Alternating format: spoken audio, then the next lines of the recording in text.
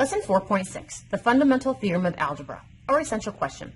How do you use the fundamental theorem of algebra? We're being asked to find all the zeros. Because the highest degree is 4, we know that we're going to get 4 solutions.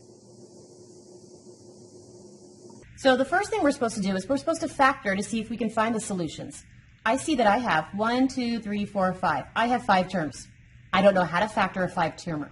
So I'm hoping that somebody's going to give me one of the zeros, and I am. I'm going to tell you that one of the zeros is 3. I am telling you this. Why am I telling you this? Because there are 5 terms. We don't know how to factor a 5-termer, and we haven't gotten there yet. So I am telling you that x equals 3 is a 0. So if this is a 0, then we need to figure out what is left over when that 0 factor was divided out. So we need to do synthetic division on this function. Highest exponent was a 4, so there's his coefficient. Then you have 3, 2, 1, and then none. Remembering we have to carry down the first. You multiply diagonally. We add vertically. Multiply diagonally. Add vertically. Multiply diagonally. Add vertically. Multiply diagonally.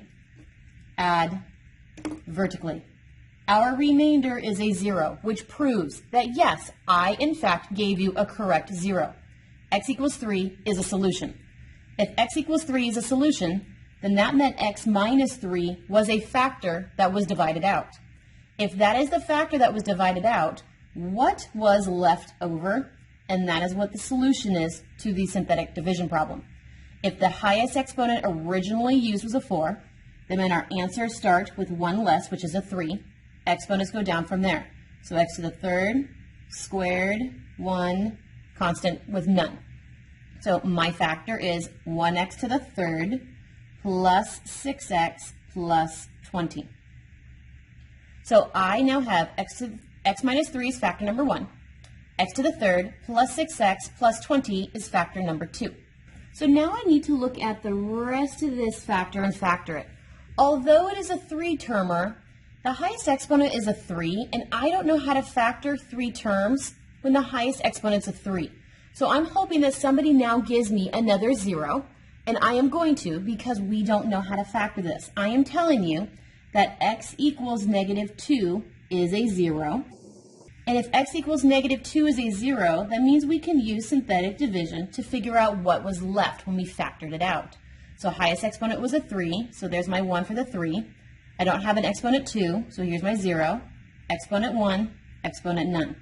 Solving synthetic division, we carry down the 1.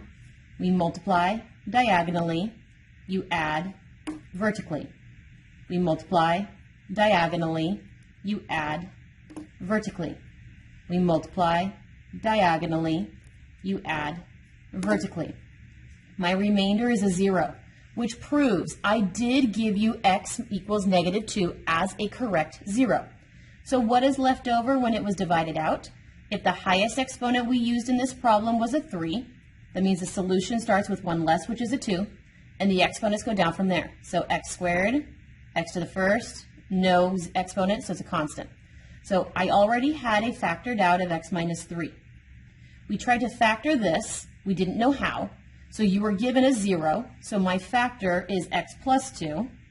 And what is left over when I divided out that factor? We have 1x squared minus 2x plus 10 left. So now we need to look at this factor and see, can we factor it? It is 3 terms. The highest degree is a 2, so I know how to factor this problem. So now we're going to factor. So I have 3 terms that I need to factor. There is no GCF, so I see 3 terms, which means I know I'm going to immediately go to A times C, somebody better apt to be. A times C is a 10, B is a negative 2. I'm looking for 2 numbers that multiply to give me 10 and add together to give me 2. So looking at this, trying to figure it out, let's see. 1 times 10 multiply together to give me 10, but when I add those I get an 11. Negative 1 times negative 10 multiply together to give me 10, But when I add those, I get a negative 11. These are not the negative 2 that I needed. So let's go ahead and try 2 and 5. A negative 2 and a negative 5 multiply together to give me 10. But when I add those together, I get negative 7. Let's try the positive 2 and the positive 5. Yes, those multiply together to give me 10. But when I add those, I get a positive 7. These are the only ways that multiply together to give me 10. But none of them gave me the negative 2, which means this is not factorable. Since he's not factorable, we have finished and found all of our factors. You said x minus 3 was a factor. We said x plus 2 was a factor. And because this is not factorable, he's also our factor. So these are all of our factors. If we're trying to find the zeros, that meant we needed to make all of these equal to 0, and we need to solve for each factor. So factor number 1, factor number 2, and then factor number 3.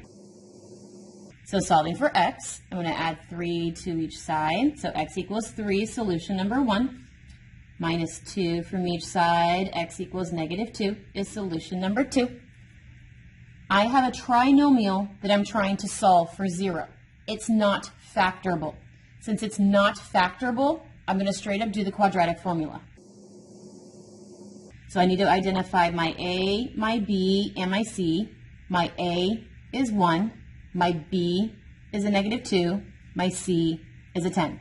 Quadratic formula is x equals negative b plus or minus the square root of b squared minus 4ac, all of it all over 2a. So I have x equaling negative, my b was a negative 2, plus or minus, in the square root, I needed my b squared, minus 4, my a was a 1, my c was a 10. All of this is all over 2 times my a, which is a 1. So x equals negative of the negative 2 is a positive 2, plus or minus the square root of a negative 36 all over 2.